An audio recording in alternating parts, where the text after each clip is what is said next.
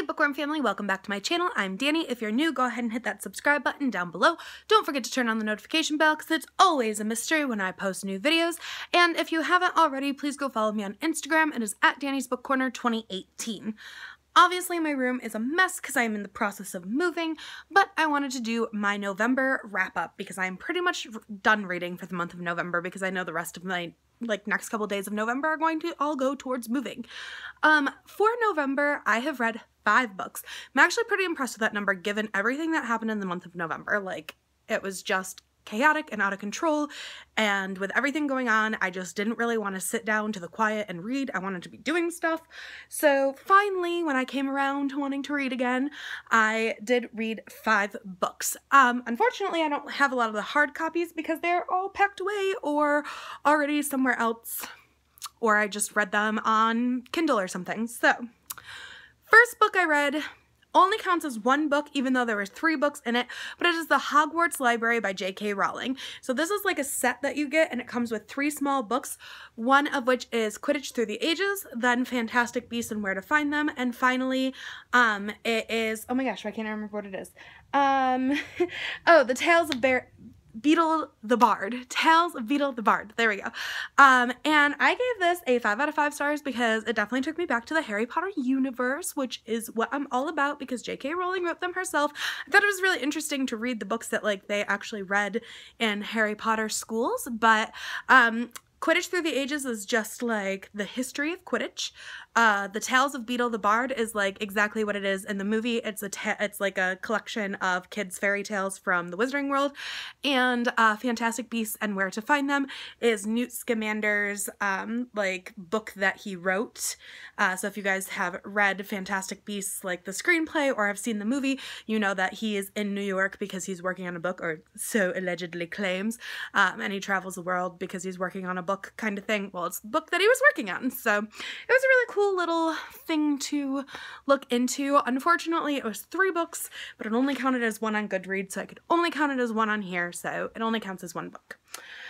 The next book I read was Light Theory, and it is subtitled In the Darkness Within the Human Body by Robert M. Drake.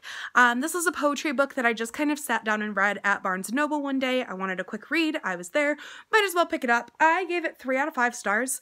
Basically, it was a collection of poems about love and self-care and just being at peace with the universe, and some of them were good. I found some really cool phrases in them. My favorite being break yourself beautiful. I thought that was a really good phrase. But overall, it was kind of just cliche poetry. I wasn't super into it. But there were definitely some good parts, so I kind of just rated it middle of the road with 3 out of 5 stars. The next book I read, totally don't judge me, but it was 12 Fabulously Fun Fairy Tale Plays.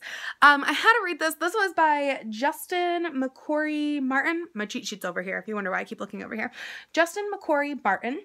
And this is just a collection of kids' fairy tales with a twist in play format because I needed to read it for work because I teach theater along with teaching dance, so I had to read it for work. And I was like, well, if I have to read it anyway, might as well count it. It was short, it was simple, it was sweet. I loved the fact that it had teacher planning pages, but basically it's just a bunch of twists of fairy tales.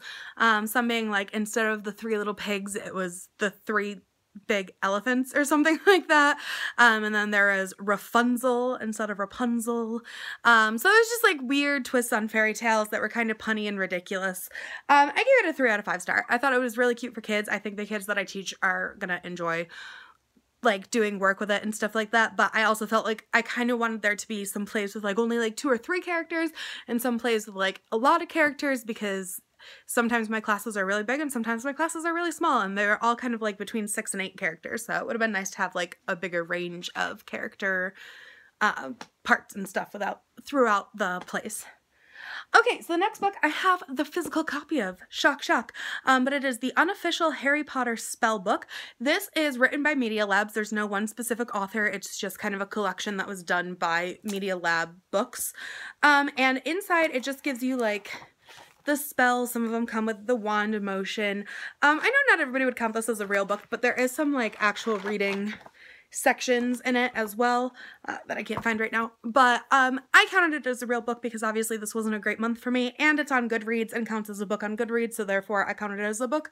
But basically it just goes through like different like spells versus curses versus hexes versus jinxes versus charms and like all the difference. It like talks about all the magical stuff you can have in the Wizarding World, like the Time Turner, the Goblet of Fire, stuff like that. And it just kind of tells you like the history of the spell, where you'll first see it in the Harry Potter universe, like where it first appears, whether it was the video games or the books or the movies or something. And it also comes with some of the wand motions for that. So that is that. And then the last book I read for the month of November is The Christmas Candle by Max Lucado. This was a very interesting book. It takes place in the 1800s, but it doesn't read like an old dopey 1800s, not really dopey, that's not the word I want to say, but like that like old-fashioned ye old time reading annoying stuff when you read books from the 1800s. But Max Lucado is a modern author, so it wasn't written in the 1800s, so he has a modernized tone to it. It just takes place in the 1800s, and it is about a family of candle makers who for centuries have lit a candle, and every 25 years an angel has appeared, lit the candle, and disappeared, and that candle has like God's power within it, so somebody can pray to that candle and God will answer that prayer.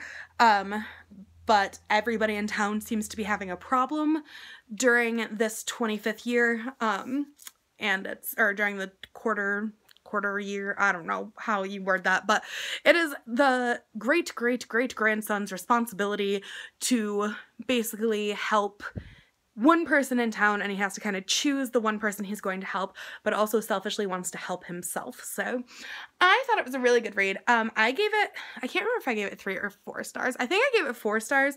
I think the reason I didn't give it 5 stars was because I just felt like some of it was like, I don't know, it almost read too fast. Like it was a good little moral kind of book, but if you guys can see, like the pages are really short, and I read this in one sitting. I think it took me about 2 hours to get through total, and that was with distractions of my phone in between. I thought it was really good. I just felt like some of it needed to like be a little bit more like in detail, a little bit more in depth, but I understand like the need of like short Christmas books as well. So I think I gave it 4 out of 5 stars. I thought it was really good. I'm normally not like, I don't super love reading like Christmas books because I'm not like a big Christmas person. I'm kind of a Scrooge, just a little bit, just because, you know, sometimes Christmas stuff gets a little overwhelming, but I did like this, and I thought it had a good message behind it. So overall, pretty good book. But yeah, that's all I read in November. Again, it wasn't a great reading month for me, but hopefully December will be a little bit better once we are moved and settled, and I have my Kindle. I have like 3 books going right now on my Kindle, so unfortunately my Instagram pictures aren't going to be fantastic until we get into a better house where the lighting and everything will be better and I have more prop access and stuff like that. But for right now, I'll have a lot of Kindle pictures. But I will still be reading and still be doing my fabulous reviews on Instagram, so if you guys aren't following there yet, please go do so for the really long, detailed reviews that I do just for you guys. So, thanks so much for watching. Bye!